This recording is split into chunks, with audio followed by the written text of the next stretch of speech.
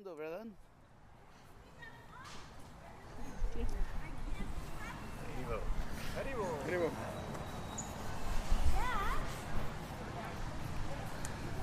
So, thank you all for coming. We are not able to do the fire here in the park for certain legal reasons, but so we'll proceed. And Prabhupada, actually, when I was temple president in Gainesville in 1971, and Prabhupada visited there, and he did initiations, and we didn't have time to do the fire sacrifice, so he gave the initiations and everything, and then after Prabhupada left, we did the fire sacrifice. So that is, so this is not my latest deviation. This is actually a tradition.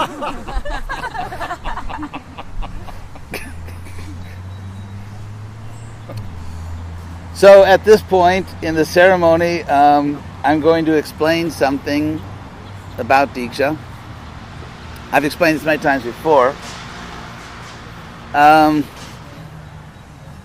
course, the English word initiation means the beginnings, was the beginning of a new life. It's like this sense that when you complete a course of study or when you complete one period of your life, you're actually beginning something new, is also found in the common word used for a graduation, which is commencement. And of course, to commence is to begin.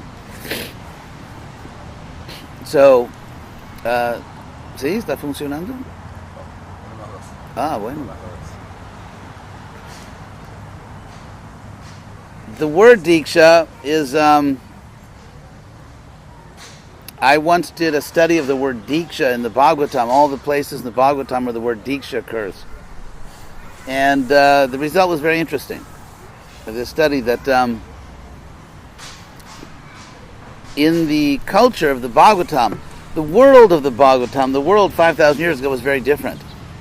For example, if you think about it, in the Bhagavatam and in the Mahabharata as well, we really don't see anything like organized religion.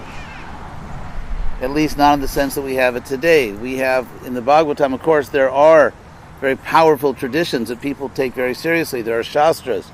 So there's a shared culture that is disciplined and specific. But as far as an institution, what you call a religious institution, the institution was more or less just the society in general. It's very interesting. And of course later, by the time we get to Lord Chaitanya's time, 500 years ago, in India, we do find something like religious institutions. So the followers of Shankar form what you would call an institution, and the followers of Madhvacharya or the followers of Ramanuja. And although Lord Chaitanya had his followers, and there was, so to speak, discipline in the ranks, both the two kinds of discipline, which are philosophical and practice. In other words, like Krishna in the Bhagavad Gita uses the two words Sankhya and Yoga.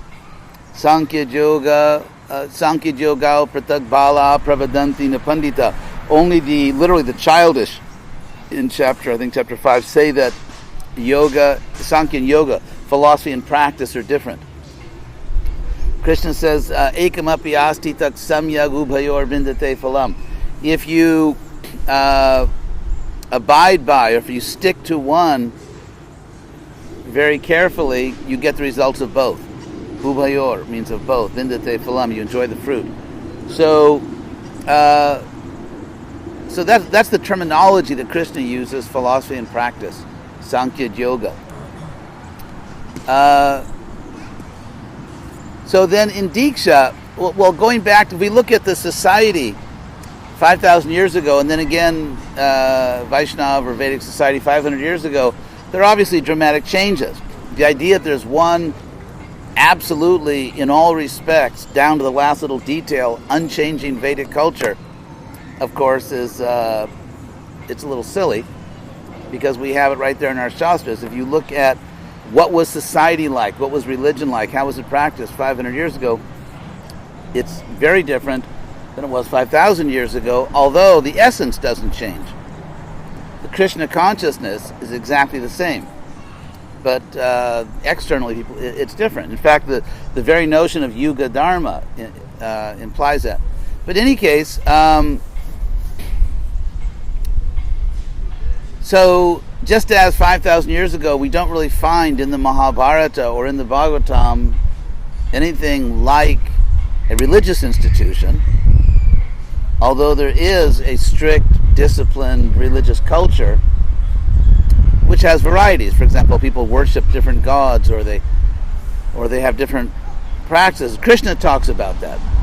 I mean, one of Krishna's main purposes in Bhagavad Gita, of course, ultimately Krishna is trying to persuade us to surrender to him, because it's in our ultimate rational self-interest. And Krishna presents it that way, but the way Krishna does that, if you read the Bhagavad Gita as a historian, you see that Krishna is addressing all these different options that are out there. When Krishna, for example, criticizes, as he often does, polytheism in the Bhagavad Gita, when Krishna says that those who worship the various demigods are really only worshiping me, but they're not really doing it properly, obviously that was going on. Krishna is not talking about things that no one had ever heard of. He's directly speaking to what's really going on. And so we know there was polytheism, we know that there was karma kanda, people exploiting religion to get material benefits. There was a lot of that going on. In other words, just human beings being as basically foolish as they usually are. In fact, Krishna even says in the Bhagavad Gita that evam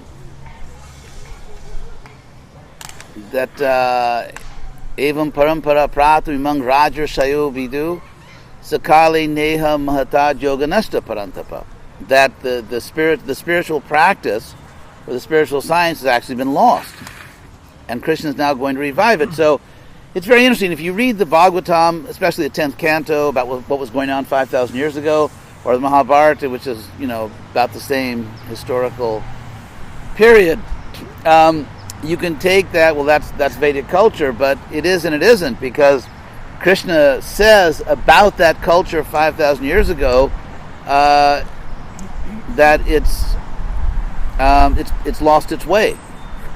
The actual spiritual science has been lost. So even the culture we're looking about 5,000 years ago is and is not Vedic culture. And it gets even worse. 500 years ago when Lord Chaitanya appears. Actually, he appeared about 530 years ago, but probably for the next 1,000 years we'll say 500 years ago.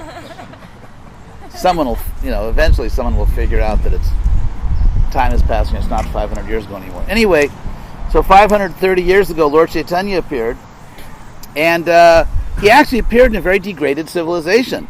So you can look at everything that was going on back then. Oh, that's eternal Vedic culture. But I think you have to think again. Some of it is, but a lot of it isn't. A lot of it isn't. In fact, think about the city that basically Lord Chaitanya grew up in, this typical degraded college town. Because Navadvip was an educational center. There was a center for it's known even to non-devotee historians that it was an intellectual center. It was a center of what is called Navanyaya, or the new logic.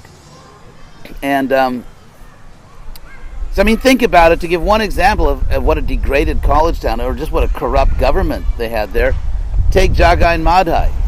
We always focus on the fact that they were so degraded. They were raping and killing and stealing, and then Lord Nityananda, by his mercy, Lord Chaitanya saved them. But there's another aspect of it we should pay attention to, and that is the socio-historical aspect of it.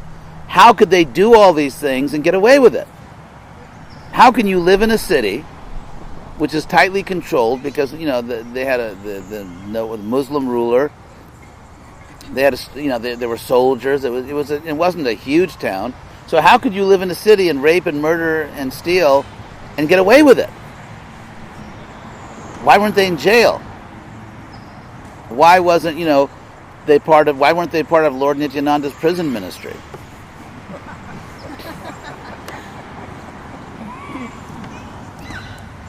So the fact is that it was a very corrupt society.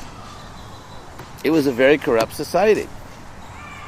So we have to be a little careful about assuming that everything we see 500 years ago or 5,000 years ago is eternal Vedic culture. First of all, we see things very different. We see a very different world 500 years ago and 5,000 years ago. And secondly, a lot of what's going on, Lord Chaitanya rejects. And a lot of other things he accepts only to fit in. Unlike some people I know, Lord Chaitanya actually tried to fit into his society. So just as societies and cultures change, if we look at what is Diksha in all of this, what is Diksha? For example, who initiated the Pandavas? Or who initiated... So it was a very different world back then. So let's look at the word Diksha, how it's actually used in the Bhagavatam. The word Diksha is used in the Bhagavatam to indicate a procedure, a process, which is performed to prepare a person to come into direct contact with God. And the way people contacted God in former ages was by performing sacrifices. And we know from the Yajurveda, the famous statement that Prabhupada quoted, Yagyo Vai Vishnu, that Vishnu is the sacrifice.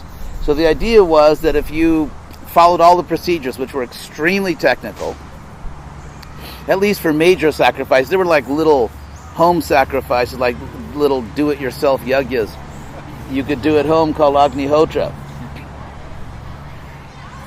In fact, there are two different categories of Shastra. One is called the Griha Sutras, from the word Griha, home or house. And so the Griha Sutras talk about performing little do-it-yourself yagyas. You know, Brahman at home would do these, and they were very simple. They would do this daily Agnihotra. But then there are the Shrota Sutras, which describe these very elaborate state rituals that were really, it's just like, you know, in America there are certain state ceremonies like a presidential inauguration or something. There's a lot of, you know, or a Independence Day parade or something in Washington. And so these great sacrifices were actually state-sponsored events. As we know, the government would pay large sums of money and they would be very elaborate sacrifices. And so the idea was, in both cases, as Krishna actually explains in the Bhagavad Gita, that it brought you in direct contact with the absolute truth. That's explained in verse 424 of the Bhagavad Gita, where Krishna says, Brahmagnao, Brahmarpanam, Brahmahavir, Brahmagnao, Brahmanahutam. You may notice the word Brahma occurring a lot. Brahma here means the absolute. So Krishna says, Brahmarpanam, when you make an arpanam, an offering. Arpana means an offering. When you make an offering, here the idea is in sacrifice to God, then the offering itself becomes absolute, which we experience every day when we offer food. Hare Krishna is a sort of born foodies, and because we really care about our persona, and so when we make an offering, that's the idea that the food becomes spiritual. Krishna explains this in verse 424. Brahmarpanam, the offering actually becomes spiritual or absolute. Brahmahavir, and and also if you offer ghee into the fire, that becomes spiritual. Brahmagnao, and the fire itself becomes absolute. The Agni. The word Agni, which in Sanskrit will call fire, we have an English word from that word Agni, as you should know, the word ignite. Ignite or ignition is just English from Sanskrit Agni. So anyway, the fire itself becomes spiritual, and Brahmanahutam, and the person who makes the offering is spiritualized, and Tene Brahmaiva Tene Gantavyam, and the person doing this will surely reach the absolute by this, what Krishna calls Brahma Karma Samadhina, by samadhi, by complete focus on spiritual actions. So, because a properly performed sacrifice invoked and manifested the absolute truth in the form of the fire, the offering, the people, Everything became immersed in the spiritual atmosphere. Therefore, it's just like if you're going to a holy place, take a shower, put on clean clothes before you go. You don't want to show up all sweaty and dirty at a holy, at a sacred event. And so we not only have to clean our body, we have to clean the mind. And so Diksha, you see, even though I'm aging, I still remember what the topic is. For now. So, Diksha is the process by which you prepare and cleanse and purify your consciousness for your encounter with God. That was Diksha. And so because people did that through sacrifices, which are a big deal in the Bhagavatam, they're all over the place. It's like there's just yajnas happening all over the place. And so, therefore, before this encounter, you, for example, I think Catholics, in certain times of year, they're supposed to avoid meat or something. What do they call that? Lent or something? Yeah, used to be. Anyway, so, for example, an example of a Diksha really would be the famous case of, in the Bhagavatam, the Payovrata ceremony, the milk vow, where a woman, before begetting a child, lives just on milk for a while. And the idea is, as we know, as Krishna says in the Bhagavad Gita, in that famous verse, I think 259, or thereabouts, that Vishaya vinivartante niraharasya dehinam, that when a conditioned soul fasts, like you don't eat, your senses are weakened, and your senses kind of retreat from the sense objects. But then, of course, Krishna says, Rasavar jang rasopyasya parang drishvanivarte, but the taste doesn't go away. But if you have if you see something higher, then even the taste for material life goes away. So, Krishna explains in the Gita that fasting, for example, is a quick fix, but it's not a permanent solution. If someone is like literally about to burn to ashes in the fire of lust, and you just like stop eating, then after a couple hours you're going to calm down. So it's a quick temporary fix, but it is a fix nonetheless, temporary as it may be. And so therefore in these dikshas, in these preparatory ceremonies, people would fast, or they would restrict their what they ate in various ways, and they would perform other things. The whole idea being to raise their consciousness, to get them out of the bodily concept of life. You don't want to walk into some sacred sacrifice and you're like, you're looking at the ladies. If you're a heterosexual male, of course. So that's the idea. If you're not a heterosexual male, there's somebody else you shouldn't look at. But that's the idea, to perform this diksha. So just to calm yourself down and put yourself hopefully in a spiritual state of consciousness. So that was Diksha. Now, in Indian history, there was a great bhakti revolution, which began, many, many hundreds of years ago, but really reached its climax in the appearance of Lord Chaitanya. As we know, before the Lord comes down to this world, he prepares the world.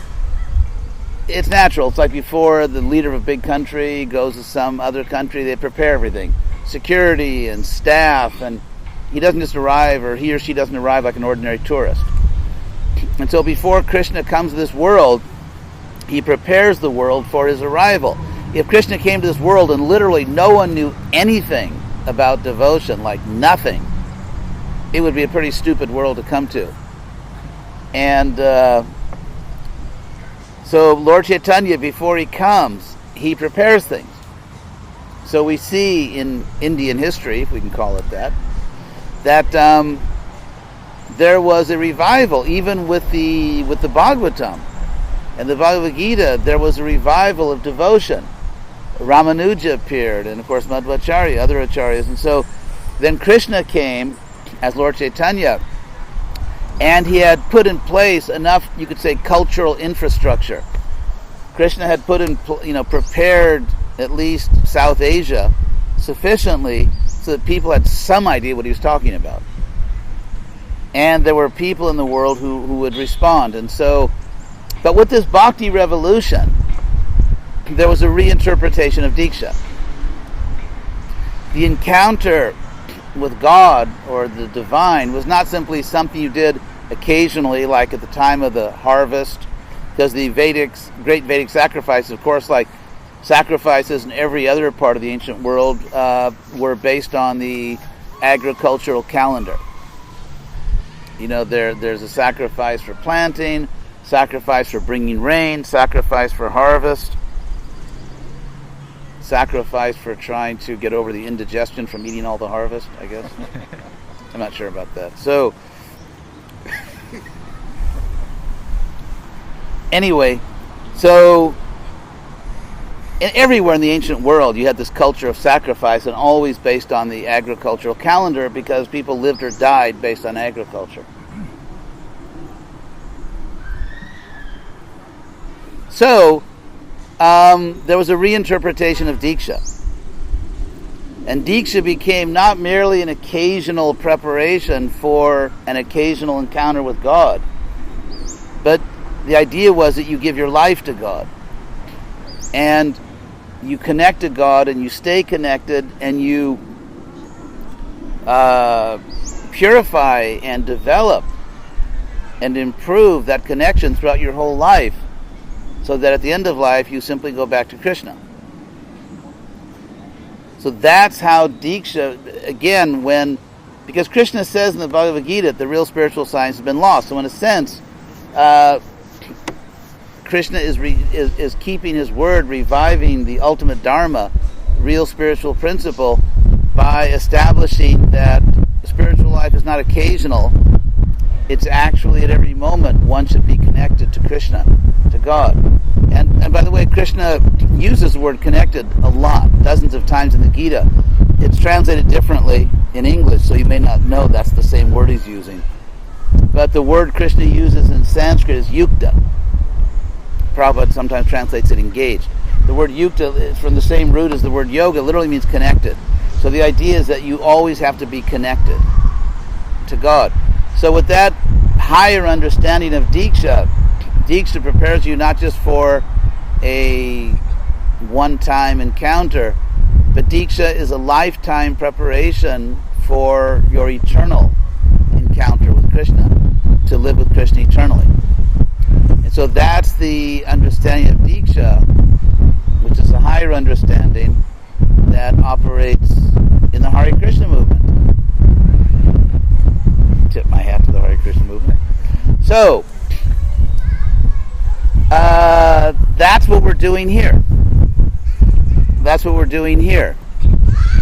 And I remember one time in Los Angeles, New Dwarka, I was sitting there listening to Prabhupada's lecture, and he said something very interesting.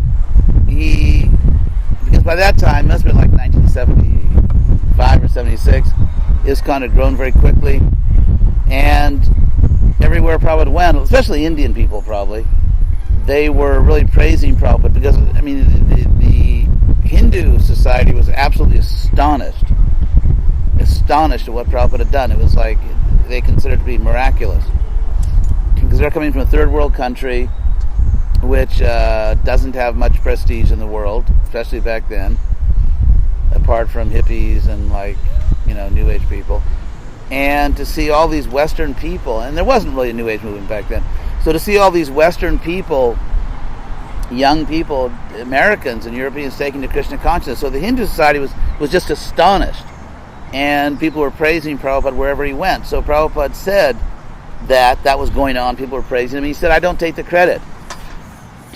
He said, but if you must praise me in some way, he said, you can simply say this, that I never, I'm sort of paraphrasing, I never tried to take Krishna's position. I never tried to, and I realized that Prabhupada was the only person on earth that could say that, and actually have it be a true statement. Because as I've pointed out many times, there's philosophical atheism, but there's also psychological atheism. One may be a philosophical theist and believe in God, but psychologically, emotionally, one may be self-centered. And so, all of us have our little self-centered moments when we sort of go fishing in the modes. So if at any moment that I'm kind of self-centered, I want attention for myself, then it's a type of psychological atheism. Because at that moment, I believe myself to be, or want to be, or I'm attached to being the center of reality. At least because obviously the reality in which I can be the center is very tiny. But better a big fish in a little pond, some people think. So that type of psychological atheism, where at a given moment I really feel myself to be the center of what's going on, I want attention, not for Krishna. Bhakti means I want attention for Krishna. I want Krishna to be glorified. And self-centeredness means I would like to be glorified, even if I want to be glorified as a servant of Krishna. But, a rising tide lifts all boats. So if Krishna is going to get glorified, then sure, maybe I can, take a little bit for myself. It's like if you're given some money and told to go buy something for the deities. Do you spend it all for the deities? You say, well, deities don't need all of this. So, what's a lousy 20% off the top? So it's just like someone who takes the deities' money and decides, well, I'm not going to spend it all for the deities. I'm going to take my cut. And so emotionally we can do that. We can actually preach about Krishna, or we can serve Krishna, but emotionally we could be taking some of the credit or some of the attention for ourselves. So who but Prabhupada could say and mean it, and have it be true, that I never tried to take Krishna's position. I never tried to be the enjoyer. I never tried to be the center of attention. Who but Prabhupada could say that? So, the idea of Krishna consciousness is, obviously we have material desires. If you have a material body, it is extremely likely that you have material desires. If you don't have a material body and you're a ghost, first of all, welcome to the program. And of course you also probably have material desires, because that's anyway. So anyone that has a material body, or who would like to have a material body, it's extremely likely they have a whole little toolbox of material desires. So, what do we do with them? One thing, philosophically, we should realize that, take lust, which Krishna calls the enemy, the eternal enemy of the conditioned soul. Basically what lust is, or greed, or any of these deadly sins as they're called in some religions, the idea of these desires is that I'm trying to take something that belongs to Krishna. Of course we've heard this a million times, but if we think about it, stealing is recognized as a crime everywhere in the world. People have different definitions of it. In the modern American plutocracy means rule by the rich. Democracy means rule by the people, and plutocracy means rule by the rich. So, welcome to the brave new plutocracy of the United States. But anyway, so societies have different definitions. For example, if you're a multi-billionaire company and don't pay taxes, that's not stealing in America at the present time, for various historical reasons. But so the idea is that every society has different definitions of what it means to steal. But this does not prove, you could say, a strict moral relativism. This does not prove that morality is completely relative. It's not. Because what you find is a common thread. You find a universal principle in every society that stealing is bad. And even the definition of stealing is pretty much the same in every society, that taking something that doesn't belong to you and to which you have no right. Now, societies may define differently who owns what, and under what circumstances is it actually stealing to take something. There are, even among so-called first world countries, if you go to Denmark or America or Canada or Italy, you'll find different rules. But still, there is a universal principle which is being interpreted differently, and not so differently.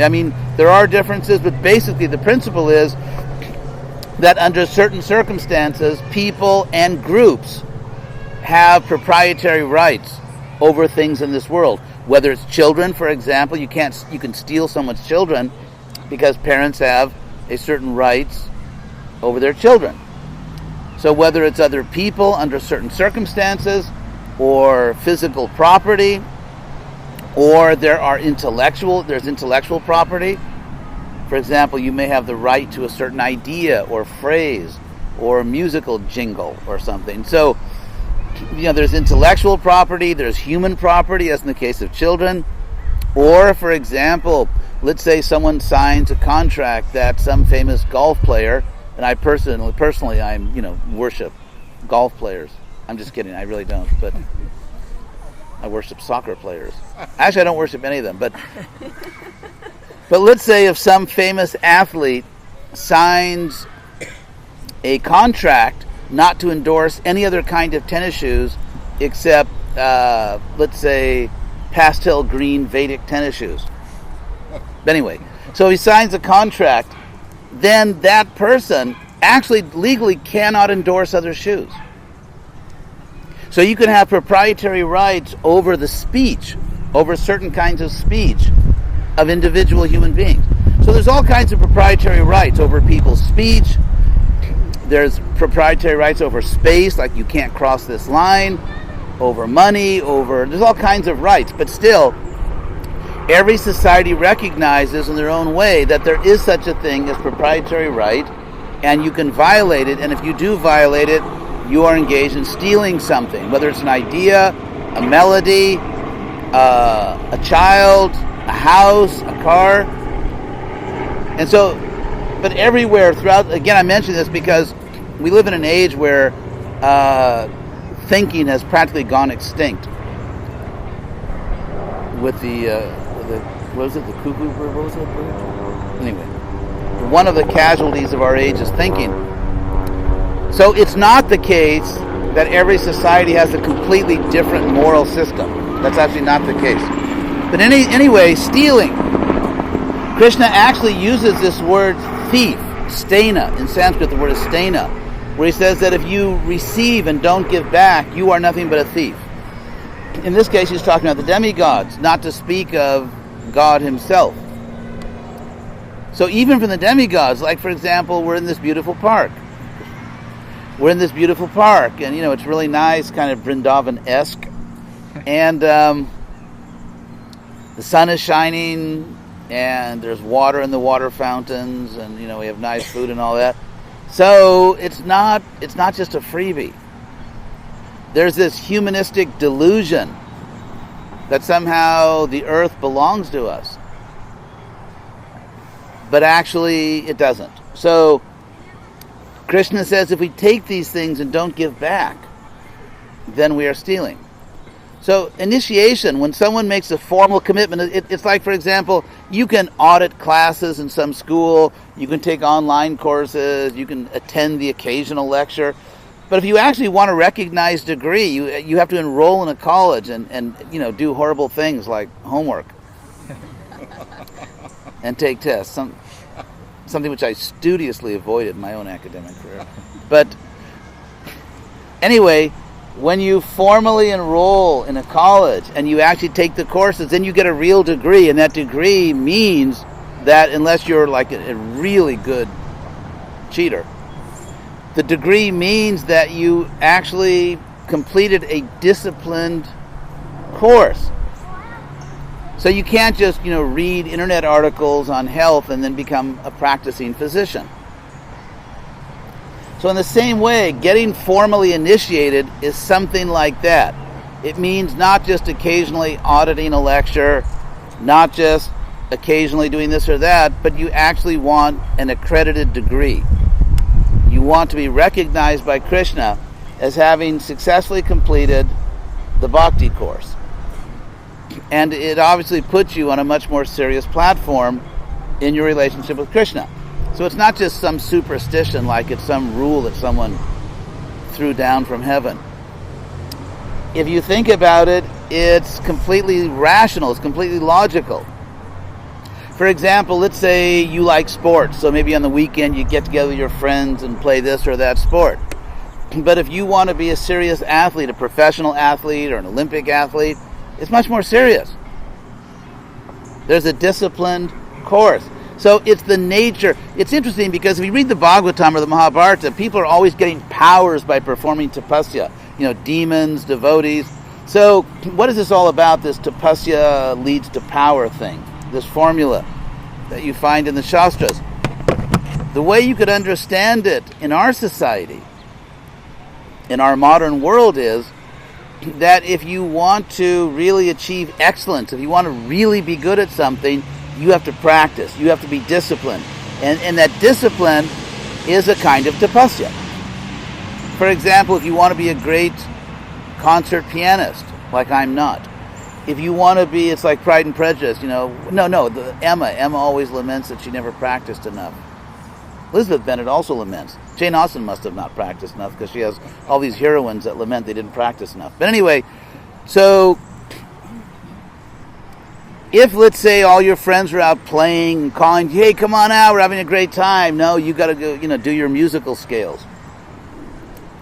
Hey, la danita, eso te toca a ti. Or let's say someone wants to be an athlete, and so, while everyone's out having a good time, they have to exercise. They can't eat certain foods. They have to, get up on time and so on. So it's the nature of the world. That's the way the world is created.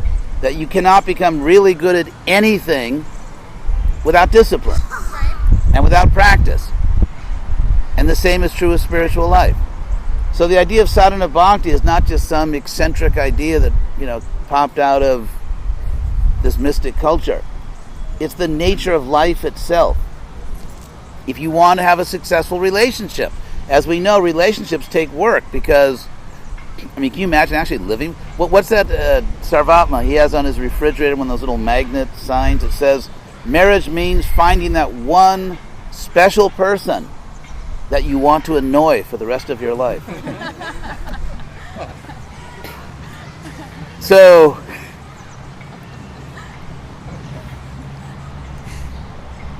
it's just a fact to have a successful relationship. It takes work. It takes work.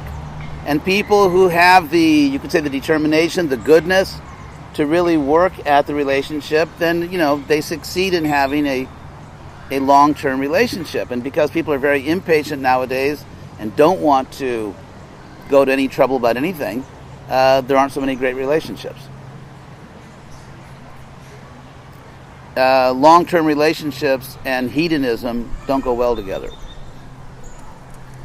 So, Diksha, that's what it's all about. It means that someone wants an accredited degree in Bhakti Yoga that we recognize in the spiritual world.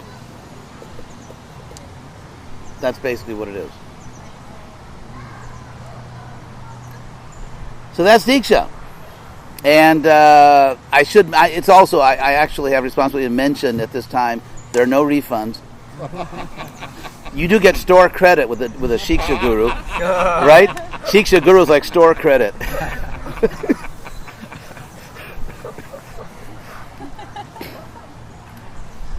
Anyway, any questions on these topics? Yes. ¿Qué tal? ¿Qué hubo te?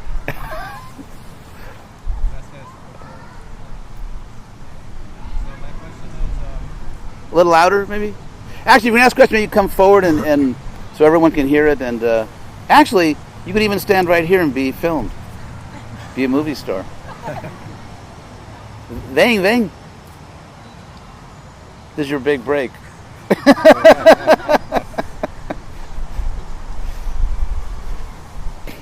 Sí, dime. Oh, in English. Sure. So, you mentioned that how Prabhupada said that, he never tried to take the place of Krishna. And so often we hear about gurus from ISKCON glorifying Prabhupada. So often, and so the younger generation's very fulfilled with that. But now we see gurus falling, and if you study the history of ISKCON, and someone can become hesitant about taking diksha from any guru, or gurus are, having their issues, and so someone midlife guru crisis. Yeah. So someone can. Yeah, naturally that could lead to skepticism or doubt. Yeah. But I'd like to put the history in context.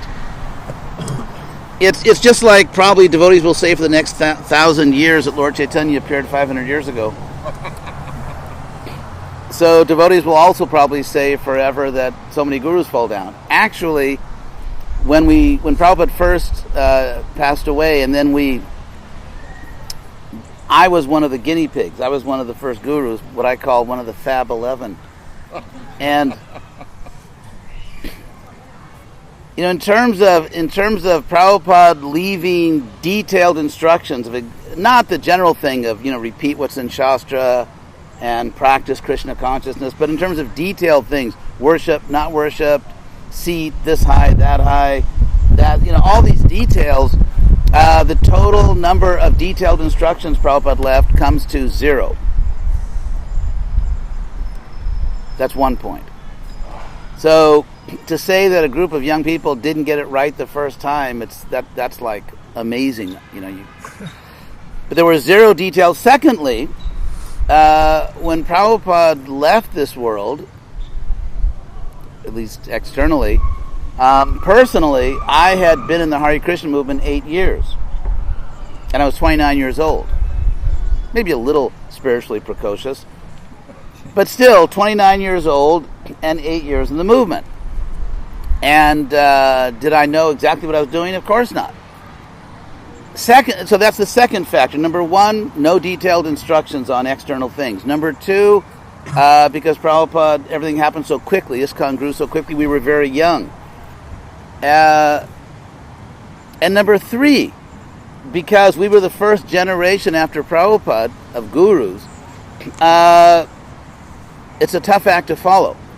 And also, no one had any other idea of what a guru is. Prabhupada actually had 2 positions that he kind of merged. Prabhupada didn't really make clear distinctions in practice, but he really occupied 2 different positions in ISKCON. One was as a Diksha Guru, and the other one was as the founder Acharya. As the founder Acharya of ISKCON. These are actually different positions. And the distinction, Prabhupada himself teaches in chapter 6 of the Nectar of Devotion, where he says that a devotee should follow in the footsteps of the great Acharyas under the guidance of a bona fide guru. Now, if you look at Prabhupada's statements about himself and the guru, these 2 categories kind of came together. And so, another thing is, at the time that Prabhupada left this world, he was the only guru I'd ever met that I actually trusted. First of all, obviously I wasn't going to trust some rogue guru, who's an impersonalist or teaching some whatever, philosophy which was not bona fide. But secondly, Prabhupada repeatedly trained us and taught us not to get too cozy with the Gaudiya Math. For the simple reason that from the very beginning of Prabhupada's mission, they were trying to take ISKCON away from him. They were trying to usurp Prabhupada's position. Not all of them, not all the time, but a lot of them, a lot of the time. And I personally witnessed some of this. You can read about it in the Lamrita. The most famous or notorious example of this was in 1970, when there was a formal plot to steal ISKCON from Prabhupada in 1970, which Prabhupada found out. I remember in, must be, 1975, 76 maybe, where we all of us, the GBC, us, here is the GBC, we went to attend some kind of program, as we always used to say, across the river in Navadvip, in the ashram of one of the most well-known godbrothers of Prabhupada. We went there, and We were invited because it was the festival season. It was Gaur Purnima season. So I went there, and I don't know what was going on. First of all, they were speaking Bengali. Secondly, it was way too hot for me. Third of all, as usual, in India I had what I call the Bharata blues, either a mild case of dysentery or something. So I didn't know what was going on. I was just kind of, waiting to find, when can we go back over the river and I can just take a nap or something. But we got back from that program, and Prabhupada called us to his room. Prabhupada heard that we'd gone to this program. And he called us into his room, the GVC, and he said, what happened? And Tamal Krishna, who was like the great documenter, he had recorded it. It's funny, because we were very close, but he kept every email he'd ever received or sent. I deleted everything, and so he couldn't believe it, that I didn't have all this documentation of everything. But so he had recorded the event, so Prabhupada wanted to hear it. We had cassette players then. So he turned it on, and at a certain point Prabhupada got disturbed and said, they are offending me. It wasn't the guru whose ashram it was, but some of the speakers were speaking in Bengali about Prabhupada in a way that Prabhupada found offensive. And so this was always going on. It was just like a constant thing with the people in the Gaudiya Math. I remember when Prabhupada, when he first went back to India, there was another offense against Prabhupada in how they received him at the airport. So this was constantly going on. His godbrothers, because here Prabhupada had gone and was saving the whole world, they had their little tiny thing, but I joined the movement before Prabhupada. It was that thing. It was like the pecking order. Or he used the word Prabhupada. He shouldn't. It was just constantly going on. So the result of all this, and this is the point I want to make, is that in 1977 when Prabhupada passed away, and then, later when I realized, oh my God, I'm supposed to be a guru now. When that happened, the last thing in the world I was going to do was go to the Gaudiya Math to find out how to be a guru. That just wasn't going to happen, based on the way Prabhupada trained me. And where else was I supposed to go? To Sai Baba? So the simple fact is that when Prabhupada left this world, he was the only completely trustworthy guru I'd ever known or ever heard about. I mean, the previous acharyas, of course, but then again, you can't jump over Prabhupada. We know that obviously Bhaktisiddhanta, Gorkishore, they're liberated Vaishnavas. But again, we had the warning, don't jump over Prabhupada. So therefore, the way we were trained by Prabhupada, the only experience and knowledge I had of how to be a guru was Prabhupada. I had no other experience, no other information that I thought was completely reliable. And Prabhupada also used to always beat into our heads, don't change anything. So, if you have the, let's say, intellectual agility to think your way back to 1977 and early 1978, it wasn't just like madness, just mass insanity that we developed a certain system for the gurus. Furthermore, there are other points to be made because, you can listen to the mythical history of ISKCON, or some of you may be interested in what actually happened. So therefore, things were done a certain way. Now, there's another point which has to be considered, and that is Prabhupada's example, the way he conducted his own mission, and a style that led him to choose certain people and not others to be gurus, was that Prabhupada was the one-stop shopping leader. In other words, Prabhupada managed ISKCON. He gave the class. He was the philosophical authority, the administrative authority. When I took sannyas in 72, Satsarup also took the same time, and we both wrote Prabhupada letters. I don't even know if we consulted each other, but saying, oh, Jai Prabhupada, now that we're sannyas, no more management, we can just preach. And Prabhupada wrote back to me and said, who told you this nonsense? He said, do what I'm doing. In the morning I give the class, and in the afternoon I go to the bank. In other words, Prabhupada trained us to be leaders in every sense, because that was his. Now we know from the history of religions and the sociology of religions that when a religious institution becomes more developed, you do start to get more differentiation. You do get like a managing class and let's say a guru class or Brahmin class. That's the Varna system.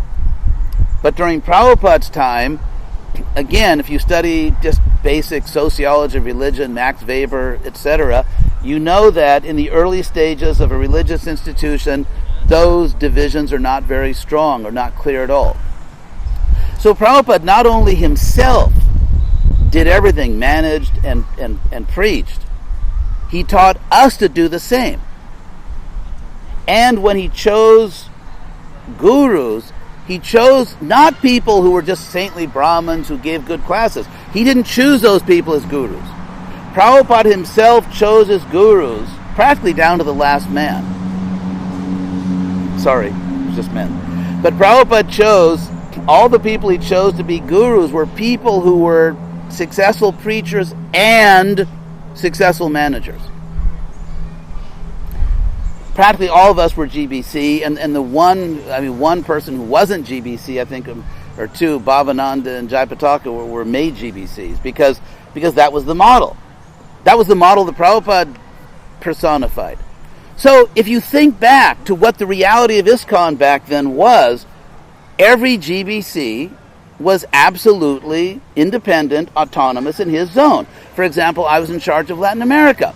And the last thing in the world that any other GBC would ever imagine doing would be to come to Latin America and just, mess with me.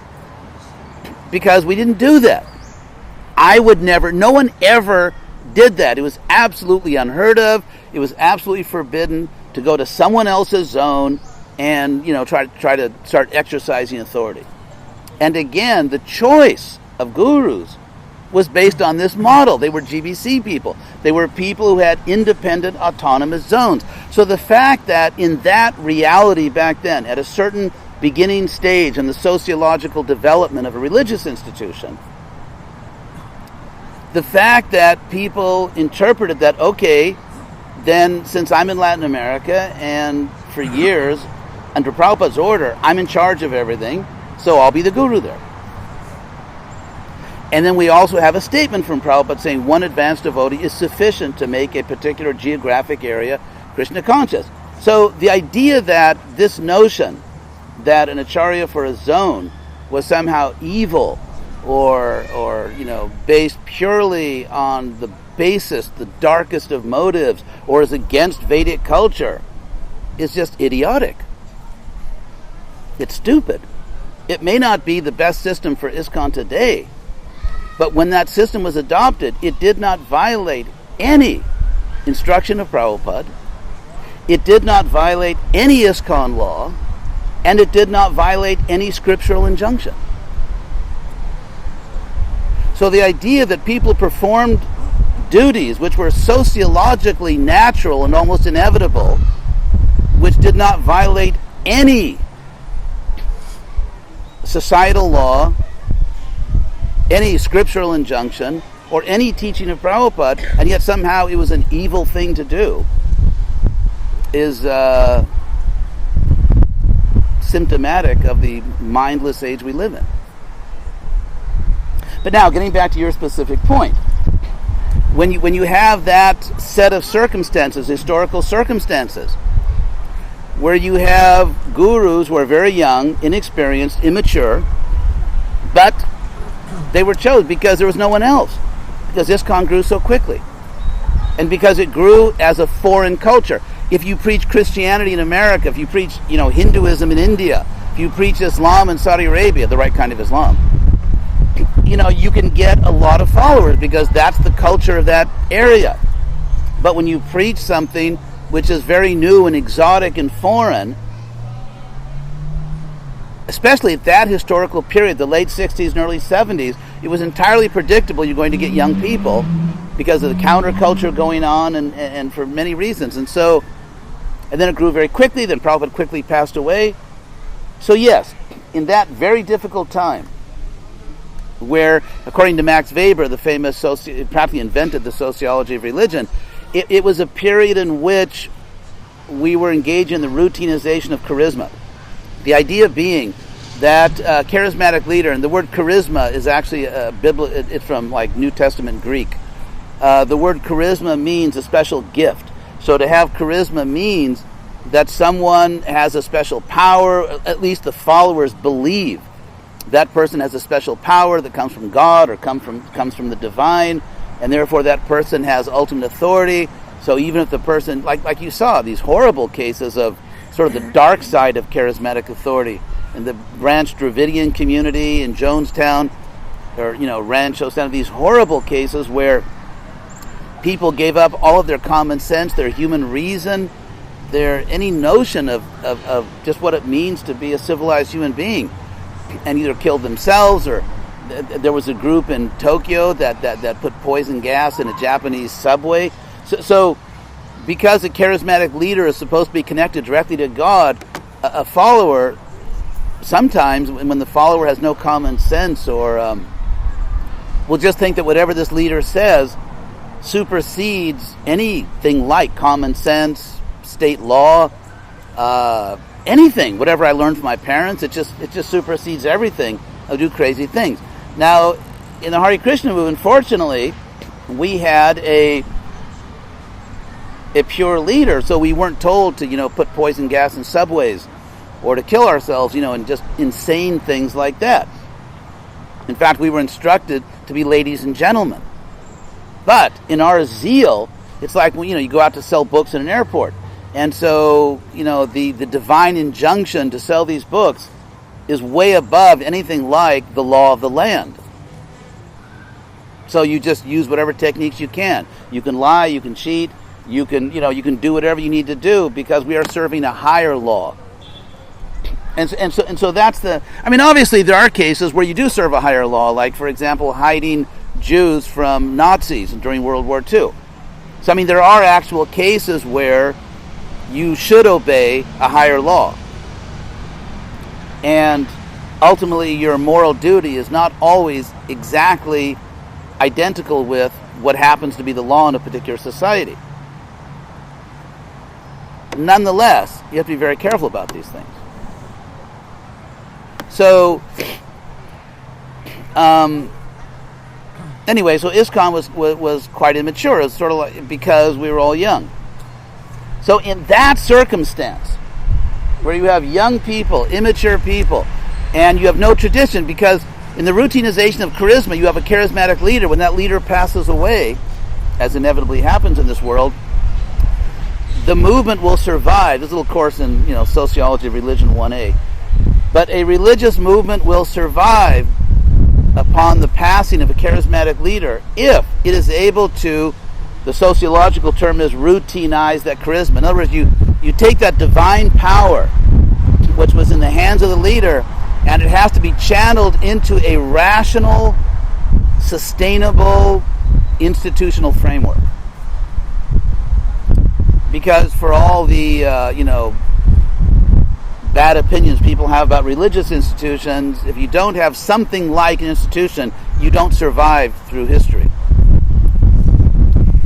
So, therefore, Prabhupada knew these things. Therefore, he said we should have a constitution. ISKCON needed a constitution. Something which the leaders of the movement are, a little slow on, and I'm writing a paper about that right now. But ISKCON needs a constitution. And if you think back to 1977, when Prabhupada passed away, the process of rationalizing, institutionalizing that powerful charismatic authority of the leader, it had hardly begun. It had hardly begun. And so this routinization or rationalization of charisma, it takes two forms. One is law, rational law, where you have a constitution or some set of laws which are fair, just, reasonable, and so leaders can't just do whatever they want. They have to follow reasonable laws. The other way you kind of sustain an institution or a society over time is through tradition. For example, in America, we have certain political traditions. So, playing a certain song when the president comes in, Hail to the Chief, it's not not objectively you should do that, but it's a tradition. And so by playing that song, by hearing that song, people remain connected to a tradition and the force of time. It's like, it's like the force of a river or the force of a hurricane. History has a certain force. If you have 200 years of tradition behind something, it really it makes that activity or that process or that law or that principle much more powerful. And so tradition plays a role in enforcing and reinforcing the customs, the laws, and the culture of a society. Which is why some people object so much to our appearance. But in any case, when Prabhupada appeared, not just because they're demons, there's something more going on there. Anyway, when Prabhupada passed away in 1977, November, ISKCON was still a society which was almost completely accustomed to functioning under charismatic authority, where basically you don't think, you just follow. Thinking, of course, was the fifth sinful activity for many devotees. So, in that atmosphere, when you have young people suddenly given this absolute power because all anyone knows about gurus is Prabhupada, there's no experience, and then they're put on these high seats, and then, if you've given all the sociological, historical circumstances combined, the fact that people had trouble, it was entirely predictable. So, the real point here, I think, is to look at what's happened since then. The fact that any sociologist of religion will tell you that when you're in that particular historical period of routinization of charisma, it's really rough. It's a very difficult time, and just like most restaurants go out of business, so do most new religious movements. Most new restaurants and most new religious movements. So, in that very difficult time, a lot of gurus fell down, which was very predictable. Since then, ISKCON responded in different ways, and I think if you look at the record for the last 20 years, you couldn't at all say that many gurus fall down. They're all, everyone has their taste in gurus. But, so that saying, it's just like for the next 1,000 years, people will say that Lord Chaitanya appeared 500 years ago. So maybe for another, I don't know for how many years are people going to say that so many gurus fall down when actually it's not the fact. So that's one point. And also, after the class, I'll give you my card, and we're offering specials this week. Yeah, go ahead. Well, I was going to say, so what can you say to young devotees out there who are still hesitant with taking Diksha, and for those that maybe have a guru and they feel like their guru's, maybe not having, what do they call it? What advice? Okay. What advice for young devotees who are a little reluctant to take initiation or have a guru but are having kind of like, what do you call it, surrenderer's remorse or something?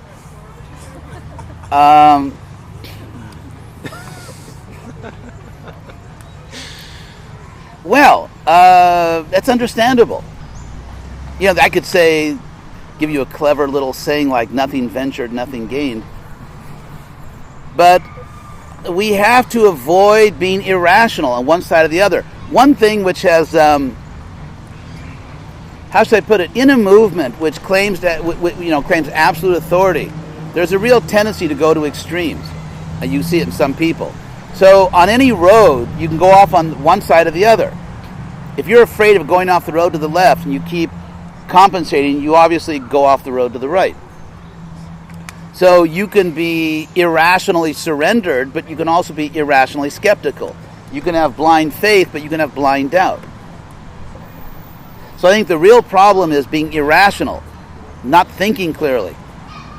Whether you have, blind faith or blind doubt. So, also, gurus come with a warranty. Garantía. In the sense that, I mean, this may sound a little crude, but I'll say, I mean, it's like if you get married, and then the priest that married you turns into a serial killer or something, you're still married. So the idea here is that if you accept a guru and you've done due diligence, if you've been sloppy, you haven't done your homework, and you don't really know who this person is, or you're just like some gurupi, as I say, then it's your own fault. If you buy a car and you didn't check the reviews, you didn't check, and you end up buying a bad car, it's your fault because you didn't do your homework. But if you're careful and you do your homework and you accept a guru who, to the best of your knowledge, is a bona fide guru. And in other words, a normal person with reasonable intelligence, having done a reasonable amount of investigation, would conclude this is a bona fide guru. And if you accept that person and then it turns out that I was wrong, there's no fault on your part and Krishna protects you. Because you acted. It's very interesting. For example, you can see there were some gurus who were extremely unbona fide. Like, I mean, there was one Indian guru in South India who turned out to be a gay pedophile. I mean, but a flaming pedophile. And did all kinds of things. And he was worshipped by millions, tens of millions of people as God. Now, what's interesting about this case from the point of social psychology, what's interesting about this case is that his followers who believed he was Bhagwan, thought he was God, actually did make spiritual progress. Or at least, for example, I read stories, because when the truth came out, it was very interesting because many of his Indian followers stayed with him. No comment. But the Western followers tended to leave him, except this one crazy guy who was actually the founder and owner of Hard Rock Cafe, who I read an interview with him. He said, even if he is a pedophile, he's still God. So, before I read this, I was not inclined to go to the Hard Rock Cafe. And now I have no inclination. But anyway, so the idea is that there is power in following a true principle. There is power in following a true, for example, if you accept the true principle that one should accept a guru who is representing God, or one should accept, for example, Lord Chaitanya came as a guru who was God, but so the principle of following a bona fide guru is a true principle. If you, in good faith, having done due diligence, la debida diligencia, if you accept a guru, then you are following a true principle, and Krishna will reward you for that. Just like we saw that there were many devotees in ISKCON who were following a celebrity guru that turned out to be not what they thought he was, but those devotees made spiritual advancement. They were empowered Vaishnavas. They preached. They had a strong spiritual life. Why? Because they were surrendering to a true principle. And another word for true principle is dharma. Now, if you should know that this person is not bona fide, and you're just ignoring, like the owner of the Hard Rock Cafe, or you just don't care. In other words, you don't respect the true principle. You are a gurupi. And no, when he looks in my eye and zaps me, it's so. A person who is like a cultish follower that does not respect the true principle will not make any spiritual advancement. And we actually find some people, even in ISKCON, accept bona fide gurus, but their attitude is so cultish, they don't really make that much advancement. They don't make as much advancement as a devotee who was following a guru who later fell down, but they were respecting the right principle. So it's very interesting. It's a whole subject matter of the power of true principles. For example, one family, this husband and wife, and they had some kids, they were followers of this South Indian guru. And when they thought he was the real McCoy, wherever that expression comes from, when they thought he was genuine, they became vegetarian, and they were from the Midwest United States, and they gave up their ordinary life, went to South India, traveled around, did, you could say, admirable humanitarian work. They were building schools for poor children. They were helping to feed people. They were really living, you could say, a very pious, virtuous life. When they found out that this person... Could you all come with me a little closer? Because...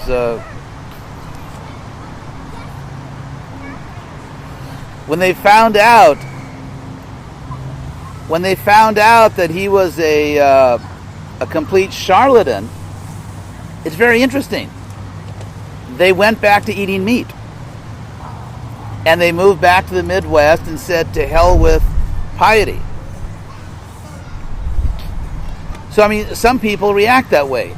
If they adopt a principle, but then find out that that principle was, you could say, personified, or the person who was supposed to personify or incarnate that principle was actually a fake or a cheater, they not only give up the person, they give up the principle itself. So those are the two extremes, I think you could say. One extreme is that you don't care about true principles, you're just a gurupi, you're just a cultish follower of some leader. Another irrational extreme is that if the person who I believed to personify this principle was false, I give up the principle itself. So, for example, eating in such a way that you do not commit barbarian cruelty against innocent, conscious creatures, in other words, being vegetarian, is obviously a true moral principle. It's obviously a true moral principle. And even if someone, as it turns out, someone just told me there was these two guys that opened up this small chain of vegan restaurants. They're doing real well. And then it came out in the news that they own a cattle ranch up in, Montana or somewhere. A meat ranch. So, obviously a lot of people no longer frequent their restaurants, but that doesn't mean that compassion toward other conscious creatures is a false principle, just because the person espousing it was a phony. So those are the two extremes: accepting an unqualified person or rejecting a qualified principle. So again, if you look at the whole history, as far as what I would say to a skeptical or doubtful or worried young devotee, I would say that you have to be rational. You have to know what you're doing. In accepting a guru, you are accepting someone who is or appears to be teaching and practicing true principles. So ultimately, the bedrock, that which cannot fail you, is the true principle. Krishna or Prabhupada. I mean, those things can never fail you. So if you, in good faith, you did your homework, you made reasonable effort, you weren't obsessive about it, you didn't illegally put microphones and cameras in the guru's bedroom or something. But let's say you just made a reasonable effort to understand the truth of this person, and therefore you made a rational decision. If it turns out that guru was not what you thought, there's no loss to you. Krishna's not going to punish you for what somebody else did wrong. It's like, for example, say you buy an airline ticket, and any reasonable person would have believed, based on the advertising, that these are the terms of this purchase. But then it turns out the airline suddenly says, well, no, actually something else. If the airline can show that they put up a reasonable number of warnings, or reasonable number of, the information, you just ignored it, you were in a hurry, you didn't see it, you're responsible. But if they didn't do that, then you're not responsible. So if you made a reasonable choice, and if it turns out, let's say, God forbid, the guru is not what you thought, you're not in danger. protect you. And that's what we've seen it in real life. That's what happens. Krishna protects you. You don't lose anything from your spiritual life. It may be emotionally a bit difficult, but there's no spiritual loss on your part. So I think, there's rational fear and irrational fear, which is how Krishna talks about this in describing buddhi, which means reason or intelligence in the different modes of nature. In the mode of passion, someone's fears are somewhat, that's the word Krishna uses, somewhat irrational. And in the mode of ignorance, entirely irrational. Whereas in the mode of goodness, one's fears are completely rational. So I think if one has doubts, one has to see whether one's doubts are rational or irrational, whether they're reasonable or not.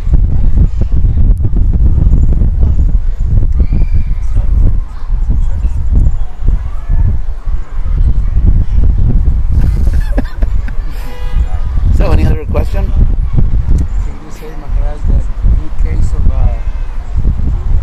Ven aquí y habla a la cámara. in case of Cámara Cándido. ISKCON as an institution is protected in the sense that we have varieties of persons who can guide Yes. someone else. So Yes. in this particular issue, it's not a We have an ever-expanding guru menu. right. So, everyone can find something they like, hopefully. So, some gurus are very conservative, others are not so conservative. It just depends. So, but again, also, of course, you have to feel in your heart it's the right thing to do. But if you have faith in the true principles, Sanatana Dharma, and you make a reasonable effort to find out who a bona fide guru is, then Krishna will protect you. Anything else?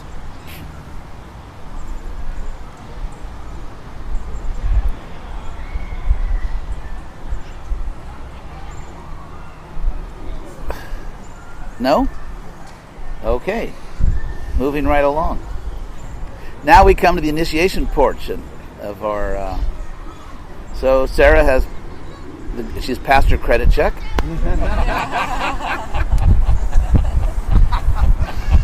Actually, Prabhupada used to joke sometimes. I was at initiation with Prabhupada in Los Angeles.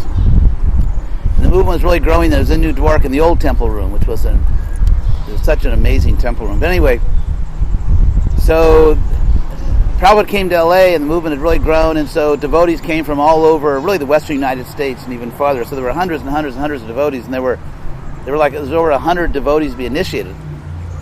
And so Karandar, who was GBC and temple president, he took all the beads and put them on the microphone stand, the kind of like the part. So he put all these, there was like 100 sets of beads, and then he would call out the name and people would come up, and Prabhupada, he would really joke sometimes. I remember one time Karandar called out, I don't remember if we used Bhaktin back then, maybe Bhaktin Elizabeth. So Prabhupada turned, I was sitting right next to Prabhupada. Prabhupada turned to me and he said very seriously, is that Queen Elizabeth?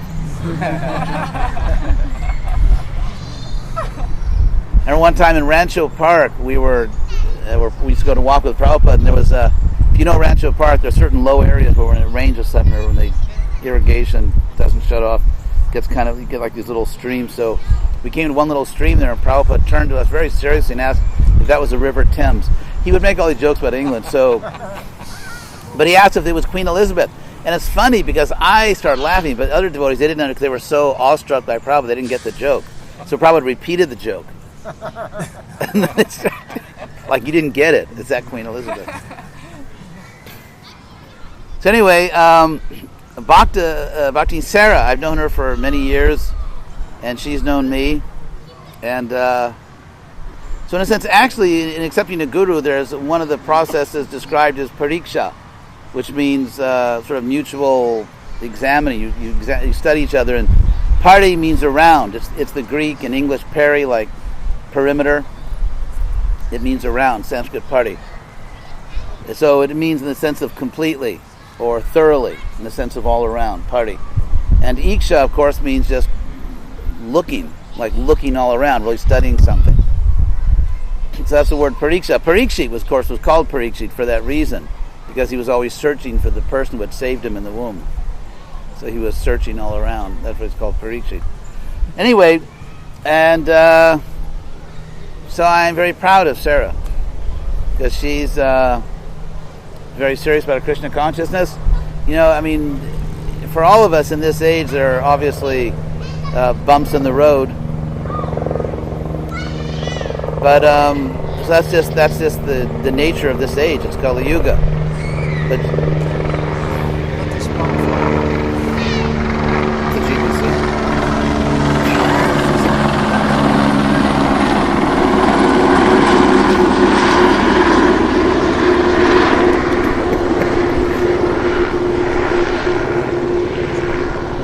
so, but she, for years, she's been determined and taken her own spiritual life very seriously, taken the process of initiation very seriously, and was really very conscientious, wanting to do the right thing, and now here we are today. So, where are the beads? I don't use a pink bead bag. This is serious.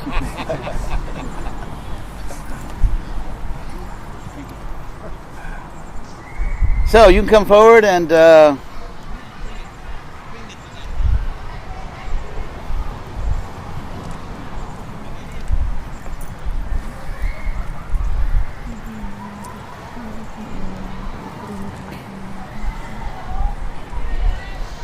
so good morning. Morning. So the word devotee is, of course, from the Latin devoto, which means of a vow. Vow, the word voto, we have the English word vote, like to pledge yourself to someone, vote for someone, or so that's where it comes from, votary.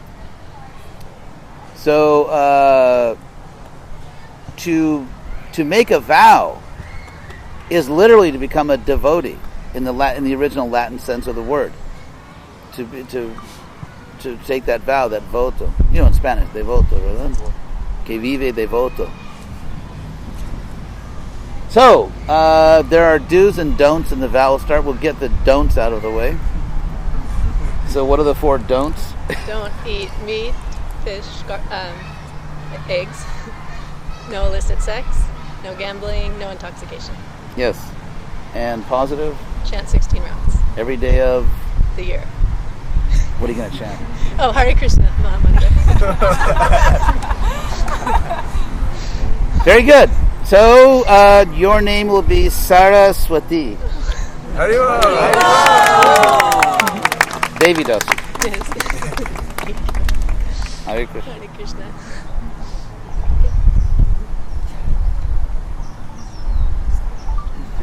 Yes. Yes. Saras. I'll explain what the name means. Saras in Sanskrit means a current or like a stream. A current like in water, and vat, vat in Sanskrit means one who possesses, like Bhagavat, like in Bhagavad Gita, and of course in the nominative singular masculine it becomes van, Bhagavan. But anyway, so the feminine of that suffix vat is vati. It's not vadi as we hear in ISKCON, like Bhagavati or anyway. So it's vati. Vati is just the feminine of vat. So saras vati means feminine, one who possesses saras, like beautiful currents. And so that's the river, Saraswati. That's actually how the word is formed. Actually, the word saras, I won't go into all the Sanskrit phonetics, but before consonants like the letter V, the saras is changed to saro. So then you get words like sarovara, like bindu sarovara. So sarovara is the same word, but just anyway, different phonetics. So that's Saraswati, the goddess of learning. The also understood sometimes as a consort of Vishnu or Brahma, and the supreme muse that inspires us with higher intelligence. So, at this point, maybe we'll ask Sarvatma to lead a kirtan, and while he's doing that, we can get down to the essence of all this and serve out the prasadam. You want this keyboard? Prabhupada ki jai.